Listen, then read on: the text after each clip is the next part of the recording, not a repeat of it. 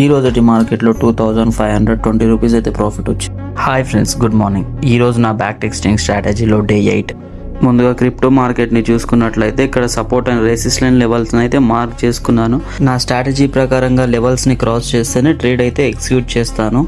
Next Indian మార్కెట్లో చూసుకున్నట్లయితే ఇక్కడ కూడా ఒక బాక్స్ అయితే అరేంజ్ చేశాను. అందులో 5 మినిట్స్ టైం ఫ్రేమ్లో ఏదైతే బ్రేక్అవుట్ ఇస్తుందో దాని పరంగా ట్రేడ్ ఎగ్జిక్యూట్ చేద్దామని.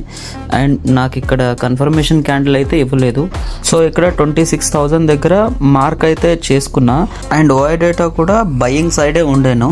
సో కన్ఫర్మేషన్ క్యాండిల్ లేకుండానే కింద ఒక 5 పాయింట్స్ స్టాప్ లాస్ పెట్టేసుకొని ట్రేడ్ అయితే ఎగ్జిక్యూట్ చేసిన. ట్రేడ్ ఎగ్జిక్యూట్ చేసిన కొద్దిసేపట్లోనే, అంటే ఆల్మోస్ట్ ఆల్ 45 మినిట్స్ తర్వాత మన టార్గెట్ అయితే హిట్ అయింది.